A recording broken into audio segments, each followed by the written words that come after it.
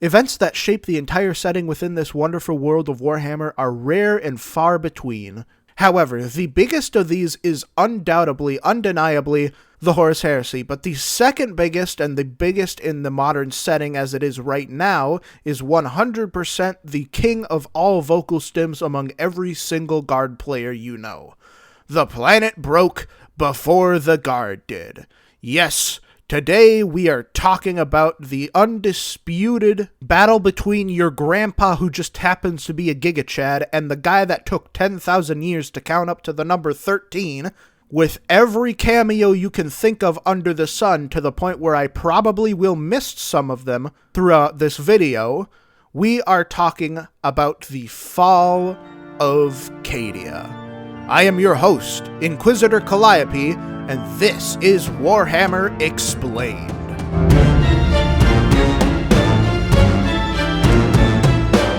Now before we get into this video, a couple of things. Firstly, I am but a single woman doing all of this work myself.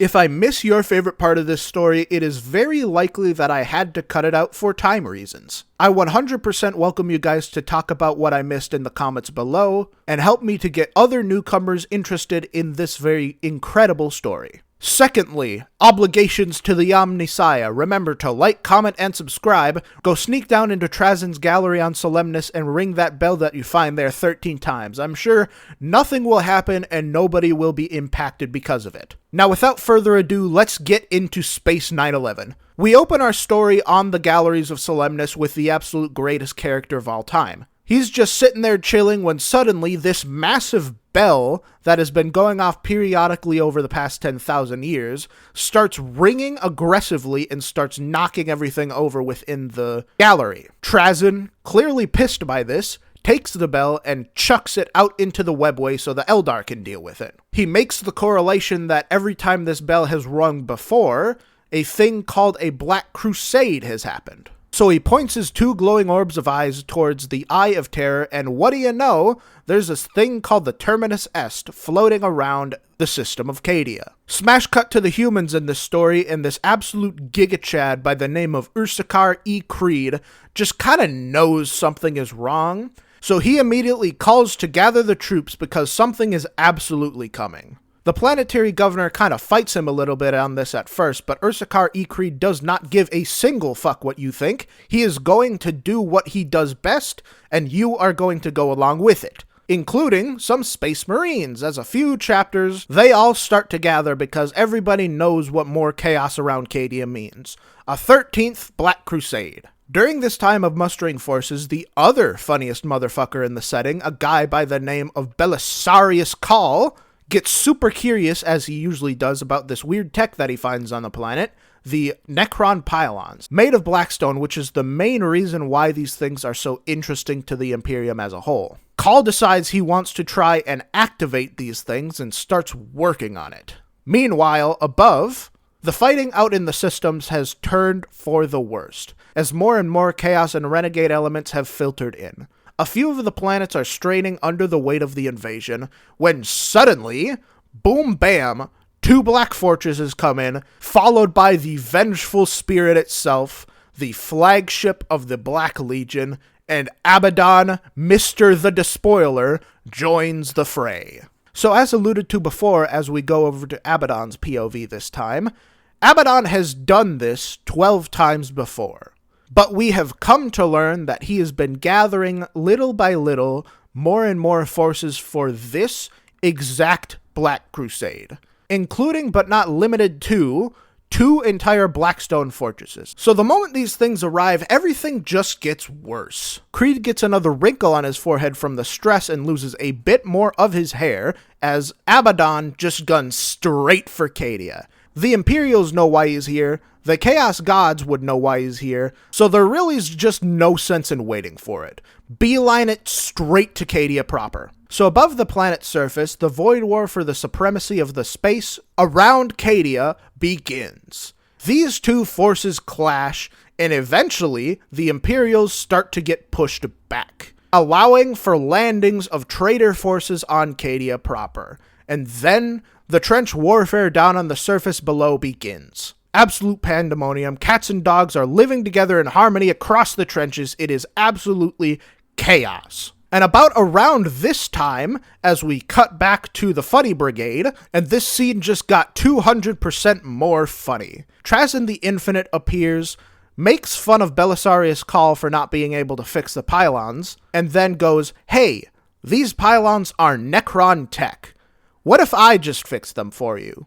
And Belisarius Cawl just points at him, goes, "Fuck you, I hate you, do the thing." And Trazyn's like, "Well, alright then." And Trazyn starts to fix the pylons. Meanwhile, like, every gun of all of the Skitarii are pointing at him to make sure he actually does it, which, you know, obviously if you know Trazyn, he really doesn't care about. Back up on the surface, shit has gotten worse. For the good news, the Sisters of Battle have arrived, and with them comes Saint Celestine. For even more good news, a reinforcement force of Imperial Guard have landed on the planet. Oh my gosh, they're shooting at us. Yes, these guys have fallen to chaos on their way there, so this is actually the bad news of the situation. And even more bad news, demons have started to pop up on the surface, joining in on the trench warfare. However, despite all of this, the Imperial Guard and their allied forces are still holding the lines on the surface.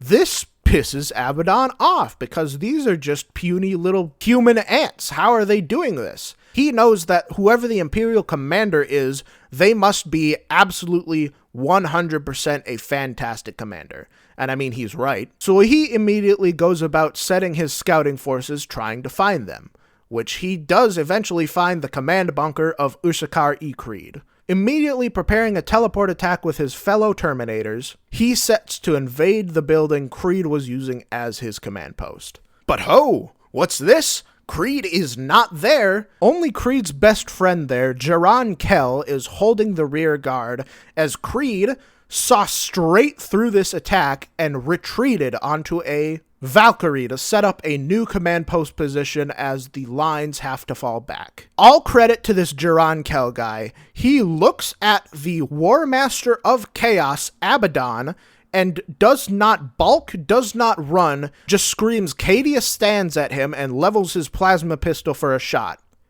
He gets fucking bodied, but he's really cool. And now around at this time, the forces of the Imperium on the planet below, and also the forces of the Imperium in the Navy above, are really starting to rally. A gang of Space Wolves at some point earlier in the combat did what everybody thought was an absolutely doomed mission, teleporting straight into a Blackstone fortress. Everybody thought they were dead. That is until one of the Blackstone Fortress's reactor cores goes critical, and as a result, the engines are knocked out on it. This cripples Abaddon's forces up in the void, and the news of this rallies everybody down on the surface to fight even harder. Despite the main Imperial forces on the planet below being made up mostly of attrition-racked guard, not even Abaddon personally leading a charge against the Imperial lines himself could break through the Cadian defenses, as he is now stuck dueling Saint Celestine on the surface. And to make things even worse for Abaddon, suddenly, those Blackstone pylons across the surface start to glow green, each one focusing a beam into the atmosphere, converging all into this super beam, which shoots directly at the Eye of Terror, which starts to shrink very fast. So something needs to be done, and it needs to be done now for Abaddon, because reinforcements are coming in from outside of the system, and now some Xenos troll below the surface has flipped the turn off chaos forever switch, and as a result his forces are beginning to weaken. Though good for him personally, Saint Celestine is also weakening during this because she is a warp entity. But unfortunately for the forces of Cadia, Abaddon is not his father. He is not blinded by chaos, and therefore does not make stupid mistakes, and has multiple plans. The Blackstone Fortress is a painful loss to his navy. But if he were to retreat now, an inert Blackstone Fortress around Cadia could just be manned as a space station. He and his entourage beam back up to the Vengeful Spirit, and he gives the order for his remaining fleet around Cadia to press their ship's rams onto the Blackstone Fortress itself and go full speed ahead straight at the planet. Creed gives the retreat order for anybody who can be saved from this fate, and he personally leads a rear guard action to hold the Chaos Forces back from the shuttles, getting their allies out of there, and any of the grand heroic forces of the Guard who could escape to fight another day. Standing alongside the brave Cadian souls who are doing this rearguard action with him willingly and fervently, he takes a shot in the shoulder. But today would not be the day that Creed dies. A tall, silver figure, the very same one we saw at the start of this story with glowing green orbs for eyes, looks down at him. Creed, today it is not your time to die. Welcome to the Archives on Solemnis. And so, the planet breaks before the Guard did, the Imperial forces are sent in a total retreat, and Cadia is lost. I have been your host, Inquisitor Calliope, and until next time, and all throughout the millennia to come, Cadia stands.